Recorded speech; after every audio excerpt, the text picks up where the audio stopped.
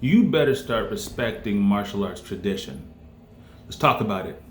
My name is Sensei Anthony, and welcome to the Real Karate Podcast, where we discuss all serious things martial arts related. Now, as of September 2025, my opinion's a bit different than it was when I first started podcasting and blogging back in 2004. But if you haven't grown in 21 years, you've got a real problem. So let's talk about what I mean. Now, we live in a time now where mixed martial arts and cage fighting and the idea of using whatever works for you, however you want to articulate it, that's all very common. 20 years ago, people were still arguing about style. My way's better than their way. The Kung Tao is better than Muay Thai, which is better than Taekwondo, which is blah, blah, blah. It's foolishness. We're past that now, for the most part. But some people revel so much in their disregard for tradition that they forget what tradition does. Tradition is like a glue that keeps people together. Now, in my dojo, we don't speak Japanese all the time, but we do use Japanese terms. Do you know why? Because not all karate occurs in America, and my students won't necessarily stay in America their entire life. But by learning the simple terms maegeri, uchi, yokogeri, shuto, whatever it is, wherever they go in the world, where there is karate, they will be able to speak the language of karate. They are bound together. They are glued together by that tradition. Now, I'm not talking about blind tradition. I'm not talking about adherence to a philosophy even when things point to a better option. That's cult behavior. And I don't accept that. I don't believe in that. I don't support it. But what I do know is that when you go to a traditional karate dojo, everybody has their gi with the left tied over the right. Their gi should be white and clean. The patch should be sewn on properly. They should bow on and off the mat. These are things that make you a part of something bigger. Now, for all you MMA bros out there and whomever disagrees with me, nobody seems to feel that the armed forces should get to wear different uniforms as they see fit. No, as a part of this thing, this cohesive team, you try to look and speak and act in the same way as much as possible. That is what teamwork does. That is why you see every major organization that has a common goal, they speak to the need to adhere to tradition, okay?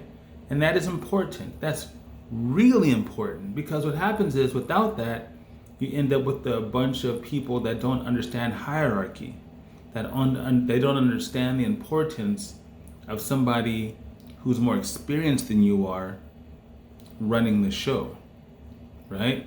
It's like telling everyone at a job that the boss isn't the only one that can give orders. It doesn't work that way. Tradition is the thing that makes us all the same. If you ask any kid in my academy, why do we wear the same color gi? They will say because we are a team and we are a family. Not just with our gi on, but everywhere. For me, teaching about teamwork and togetherness is important, especially for folks who maybe feel isolated in their regular day-to-day lives, especially for people who have never been able to participate in a team or be a part of something bigger. If you don't understand how important it can be, and this doesn't have to hold true for everyone, if you don't know how important being a part of a bigger cohesive thing is, not only do you not understand martial arts tradition, you don't understand teamwork and why all athletic teams wear the same uniform. You don't understand family and the way that you all look alike and have similar habits. Something in common that binds you together. It is extremely important to understand tradition. Again, I'm not saying that you have to do every single thing the way it was done in the old days. The Model T runs on the same concept as a Ferrari. But if I had to get to LA, I'd much rather use the Ferrari because the expression of that tradition doesn't apply there. It has tires, it has wheels, but there have been improvements on that Model T which make the Ferrari a better option, right? I'm not saying that when you're training that your training program, your training template, that they don't change. They should, okay? Because we've advanced as people. You don't need to worry about rooting yourself to the ground when you punch because the ground is slippery and you had sandals on. You don't have to worry about that as much because we have concrete and asphalt and closed-toed shoes, okay? You don't have to worry necessarily about carrying weapons concealed on you because you never know if robbers or bandits are going to pop out at you at any given moment. Those things can happen, yes, but the way you address them changes because things have evolved. We don't use slingshots for long distance fighting because guns exist, right? These are all evolution and training, but not in the mindset that makes you want to train. I don't care what art you study. I really don't. Enjoy your art. Do what you like, do what you're good at. If you don't have a tradition that binds you all, you are missing something. And the funny thing is, people will argue about a tradition just because it's not their tradition. They may trip out that you have a Japanese flag and Hunakoshi and a Shotokan dojo, but they have no problem with the Brazilian flag and Carlos and Helio Gracie on theirs. Tradition matters. Just because it's not your tradition doesn't mean it doesn't matter. I think if we are going to progress as people, if we're going to progress as a culture, we need to hold on very tight to the traditional things that make us more alike than different. Too many people look for the differences in their arts and in each other, such to the point where they can't form traditions because everybody's bickering and arguing about how to do the best thing. If you want to understand the need for tradition and common ground, let me give you this idea. When the British were thrown out of Nigeria, there were dozens of ethnicities and groups that were relatively the same size. So the idea of convincing all of these people that their way was the best way, they agreed to a common ground, which is to speak English.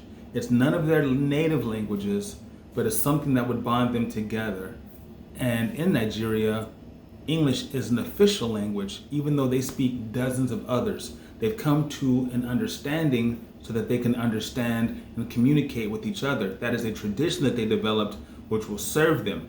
They can maintain their own integrity and their own cultural background, but they have found a way, a common ground that's going to link everyone together. That's what tradition should do.